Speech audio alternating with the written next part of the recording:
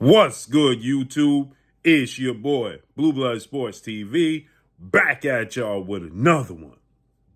So, now we know three-time junior middleweight world champion, former undisputed junior middleweight world champion, superstar boxer, who's still the unified junior middleweight world champion, Jermell Charlo. 35 wins, 2 losses, 1 draw. He is 19 wins by way of knockout, 33 years of age, 5'11 and a half with a 73 and a half inch arm reach. Jermell Charlo has dared to be great. That was September 30th, Las Vegas, Nevada, T-Mobile Arena, when he jumped up 2 weight classes to take on 4-division world champion, Mexican superstar boxer, who is the undisputed super middleweight world champion, Canelo Álvarez, who has 60 wins, 2 losses, 2 draws, 39 big wins by way of knockout, 33 years of age, 5'8" with a 70-inch arm reach. This is a fight Jermell Charlo had been clamoring for and calling for quite some time. But since then, he has went completely silent. A lot to do with a DV case that he's dealing with. A lot to do with his personal life that he's dealing with. And which things I don't condone that Jermell Charlo did. But that will all come out. And he will have to answer to that. With that said, Jermell Charlo announced on his social media, I'm back. And Jermell Charlo is now linked to a possible showdown with undefeated 3-division world champion, 2-division undisputed world champion, and the reigning unified welterweight world champion, superstar boxer who is widely acknowledged and recognized as the #1 pound-for-pound best fighter in the world, in Terence "Bud" Crawford. Terence Crawford is 40 wins, no losses, no draws. He has 31 big wins by way of knockout, 36 years of age, 5'8" with a 74-inch arm reach. Now, we know the backstory. Terence Crawford took on and fought Jermell Charlo's close friend, stablemate, training partner, former unified 3-belt WBA, WBC, IBF, welterweight world champion, superstar boxer, Earl the Truth Spence Jr. That was July 29th, Las Vegas, Nevada, T-Mobile Arena. Earl Spence Jr. got dominated in that fight. They shared the same trainer, 2-time well-renowned future Hall of Fame trainer of the year, Derrick James. So the storyline was there. And in about the 6th or 7th round, when he dropped Errol Spence twice, Terence Crawford did. He dropped him in the 2nd round, twice in the 7th, and stopped him in the 9th. But in the 7th round, he made his way back to Jermell Charlo in the corner where Jermell Charlo was sitting and let it be known, you're next. Now, I'm paraphrasing. So with that said, Jermell Charlo went back and forth with Terence Crawford, gave Terence Crawford his props, but he dared to be great. Now, Terence Crawford wanted to fight Jermell Charlo to become a 3-division undisputed champion. That's what he wanted to do. And that obviously fell through as Jermell Charlo got dropped in the 7th round, then lost a unanimous decision to Canelo Álvarez, and then he's dealing with this situation with his significant other. With that said, now he's saying he's back, and now we know. Initially, he had, that being Terence Crawford, a rematch clause with Errol Spence, that Errol Spence hold the cards to force a rematch, immediate rematch, and Terence Crawford would be contractually obligated to oblige him. And now Terence Crawford has somehow got out the contract with Errol Spence Jr.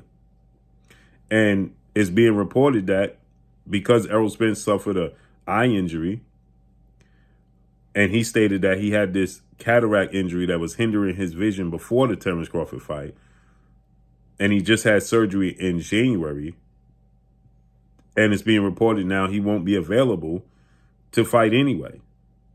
Now, why did Errol Spence wait till January to have this corrective surgery? Beats me, right? Because they fought in July, and he wanted a rematch in December. He should have had the surgery immediately in about September at the very least, right? But he waited till January. So now it's said that he won't be available. That's just one of the reasons why the fight is not happening, the rematch. So now automatically everybody says, well, Terence Crawford, Jermell Charlo. Now after Terence Crawford attended Jermell Charlo Canelo Álvarez fight, and Terence Crawford, he said after that performance that he saw from Jermell Charlo, he says he's not a lion, he's a kitten. He didn't perform like I thought he performed, didn't give it his all. I'm all for Jermell Charlo. That's what Terence Crawford said. But now Terence Crawford is linked to a possible showdown in September against Canelo Álvarez himself. Because after he beat Errol Spence, he decided, you know what? I wanted Dare to Be Great, jump up 3 weight classes and fight Canelo Álvarez myself. My skill set, my talent, it's going to be completely different than what Jermell Charlo did. He didn't even try. And now it's being reported that Canelo Álvarez, who makes the choice of who he's going to fight, and he historically fights and typically fights on 2 dates, the first weekend in May, which is May 4th this year, Cinco de Mayo weekend, and the second weekend in September, Mexican Independence Day weekend, which is September 14th this year.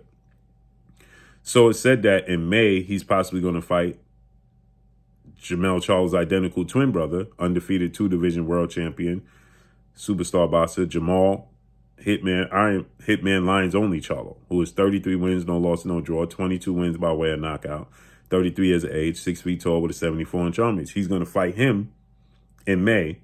And now it's being reported that we all assumed, and from what I was heard, it would be David Benavidez, undefeated 2-time WBC super middleweight world champion, Mexican Ecuadorian superstar boxer, in September. But now it's said that he is interested in the Canelo and the Terence Crawford fight. Initially, Canelo Álvarez was saying he had no interest in the Terence Crawford fight because he was just simply too small. He wouldn't get no credit for it. But Terence Crawford has been pushing this envelope, not Canelo Álvarez. And now it's said that he's interested. But David Benavidez, who is 28 wins, no loss, no draw, 24 wins by way of knockout, 27 years of age, 6'2" with a 75-inch arm reach, that David Benavidez is the WBC, World Boxing Council, President Mauricio Sulaiman, board of 32 members, mandatory challenger for that sanction body. And that they're giving Canelo Álvarez supposedly to March to make a decision. So if Canelo Álvarez is stripped in March of his WBC title, does it still have the same luster for Terence Crawford to go up there and fight Canelo Álvarez if he won't be undisputed? Who knows? It's still a massive name and it's still a massive fight. And would the WBC truly risk removing him as the champion when Terence Crawford and Canelo Álvarez would be a massive fight? Undisputed 2-division champion who's undefeated in the world, consider him the best fight in the world, against Canelo Álvarez, who's undisputed super middleweight and one fighter daring to be great. You stand in the way of that? I doubt it. Would David Benavidez take step aside money and then say, listen, you know something? We promise you the winner of this fight, or Canelo Álvarez, in December. Who knows? But the plan for Terence Crawford was to fight Jermell Charlo and become undisputed in 3 separate weight classes after fighting and beating Errol Spence. But obviously, now Jermell Charlo has been stripped of his WBO title because he signed to fight his mandatory in Australian superstar boxer Tim Tszyu, who's 24 wins, no loss, no draw, 17 wins by way of knockout.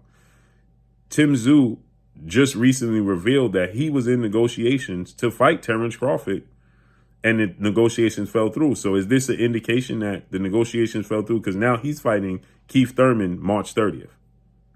So is this the plan, is the fight for Jermell Charlo to fight Terence Crawford? That's why that fight fell through, because Terence Crawford is in camp and is working out. Well, he's always a gym rat, but now he's truly in training.